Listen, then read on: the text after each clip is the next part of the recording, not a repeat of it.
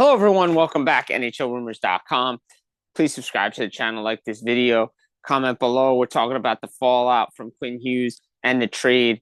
A lot of ripple effects still being felt here later on in the week. The trade market as we get towards the holiday trade season. Who else is looking to make moves? What else is going to be done?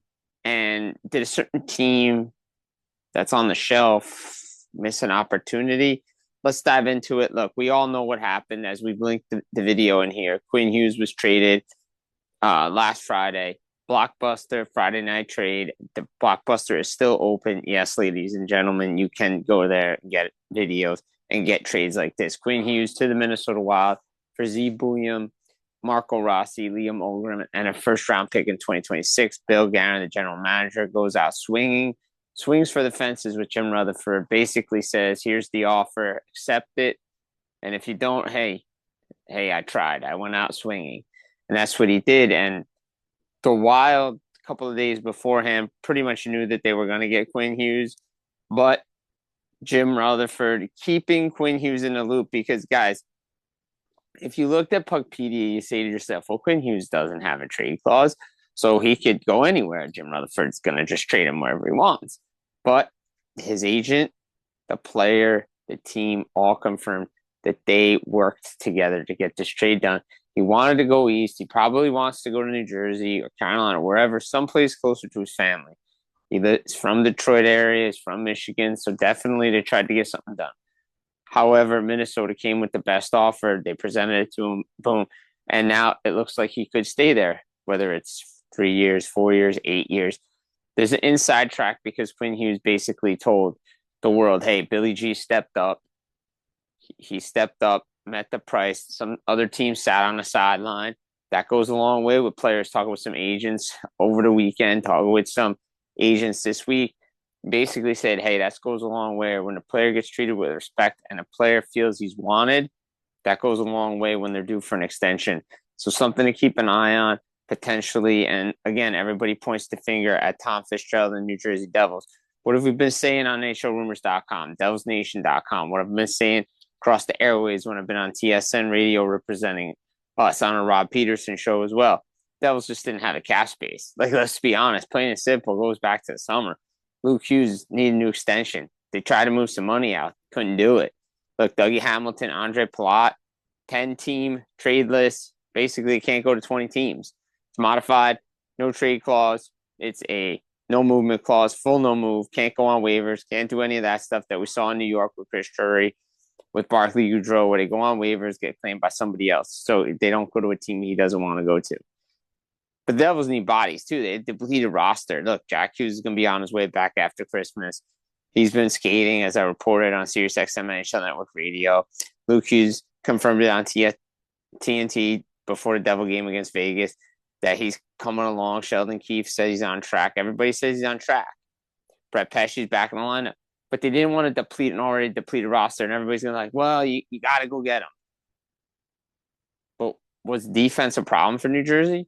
We don't even know what Jonathan Kovacevic is going to be, and they need to get his money back on a salary cap. So they still need work to do. They still have to. The number one priority coming out of the holiday trade freeze for the New Jersey Devils is a clear cap space before making another trade, because they can't do anything else, and you can't accrue LTIR space anymore.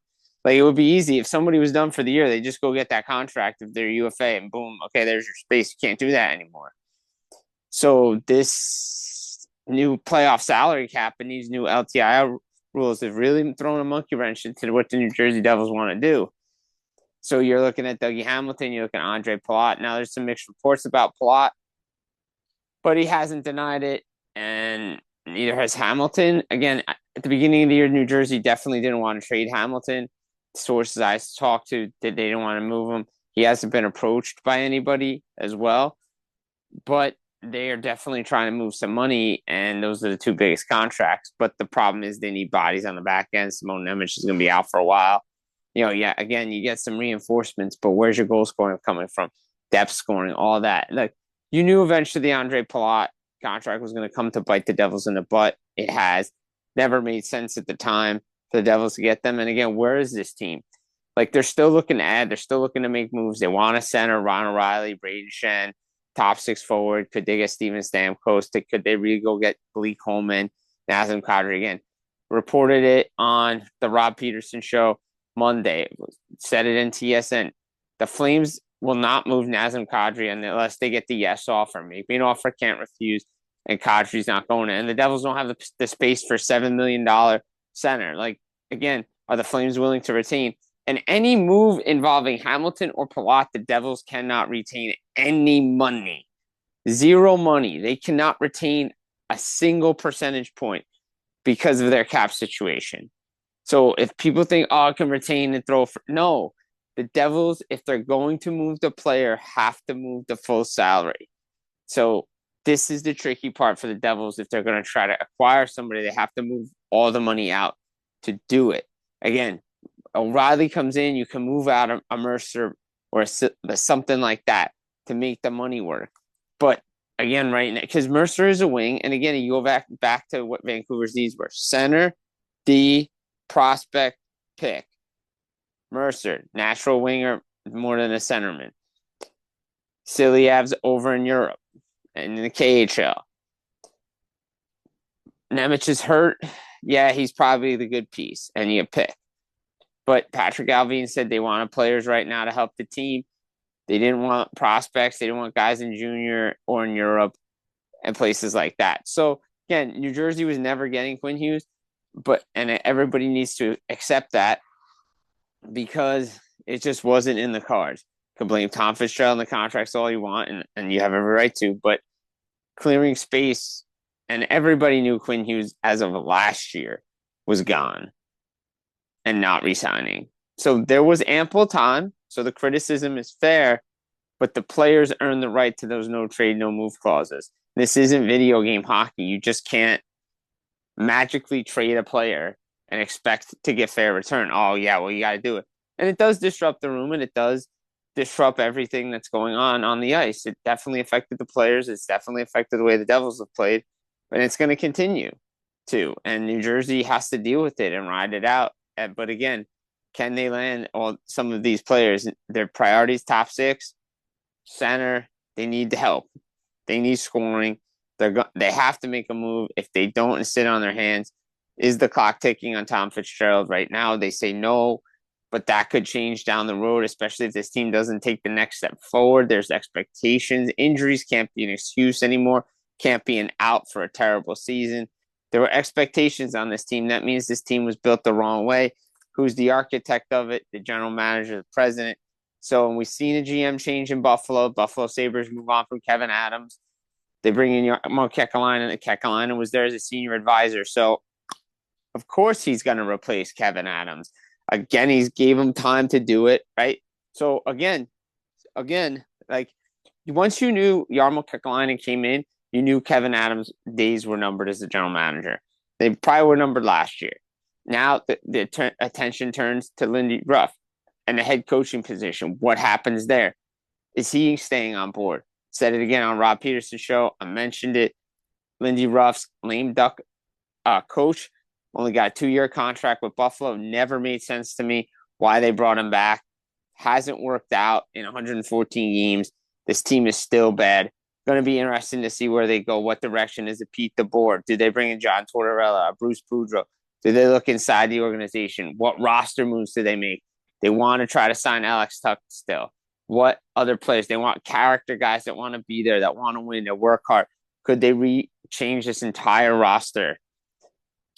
But he wants to make Buffalo a destination. It's not going to happen overnight, but they have to get back to the playoffs. Not sure it's going to be this year, but that was one of the big changes as well.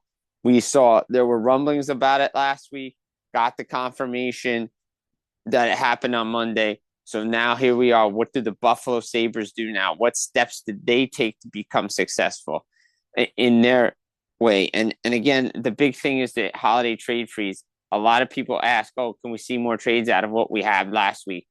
Friday night, midnight, going into Saturday, that's it. Unless you laid your groundwork to get this done, it's going to be tough. Again, we know the noise is picking up around Rasmus Andersson, the Calgary Flames, but they want the right yes offer to make the move. Because, again, teams are calling. but does it where he wants to go and sign long term? And teams don't want to risk, similar to the Quinn Hughes situation, giving up all these assets for him just to walk. But you could flip him, but it would be tough. And again, the Flames want to probably get a ready-made player to come into the lineup and help them. And the short-term deal is now happening in Calgary. He wants a long-term deal, maybe gets $8-9 million. So it'll be interesting to see what happens there. That's a team that everybody's watching to see what the Calgary Flames do, who moves out there. Florida Panthers are on defensive watch with their injuries. Could they look at a Jamie Alexiak out of Seattle? Could they look at a Mario Ferraro out of San Jose? We know Seattle's looking to probably move a lot of players.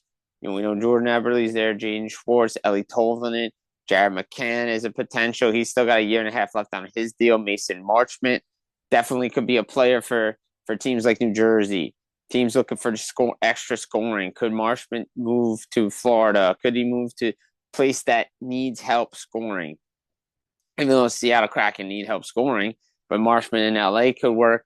Again, I expect things to pick up after the holiday trade freeze as we go into the new year before we get to the Olympic break, because we're not sure if the Olympic break is a true break, no activity, is it a trade freeze? And because when we come out, then it's a March 6th trade deadline. Are they allowed to work things? They're trying to get clarity on that. Again, what happens with New Jersey? Do they make the move necessary to clear the cap space for the Devils to make the moves, to make the money work for, could they acquire this player? Could they acquire another player?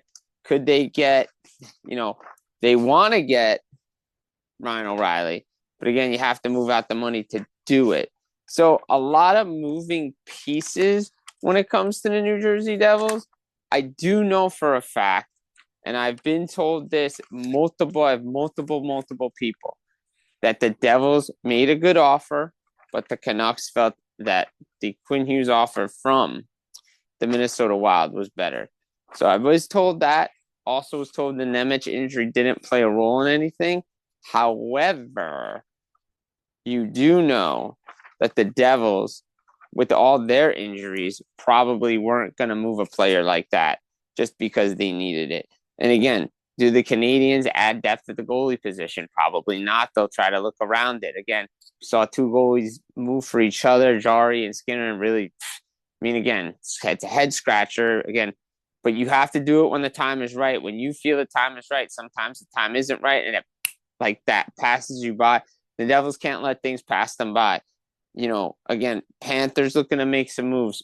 They still look at the center position. Dallas, if Tyler Seguin goes on full-time LTIR, we know Andersson's been linked there. We know he's been linked to Vegas. Could he move elsewhere? Toronto's now in the mix for him again. But Toronto's linked to everybody. So, does that make sense? Vegas dealing with some injuries. They could use him. Noah Hannafin's there. Don't expect much to happen. Again, if the groundwork was laid, maybe something happens on Friday before we go into the holiday break.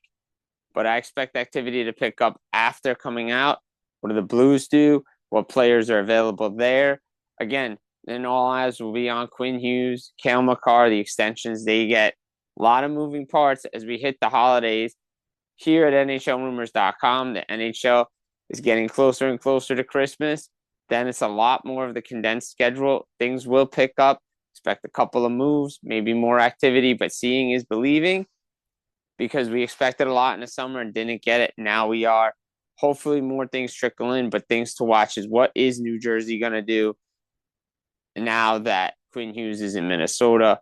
What other moves can they make? So a lot of ripple effects with this thing. Jim Biringer here, NHLRumors.com. Please subscribe to the channel, like the video, comment as well. Guys, take care and enjoy.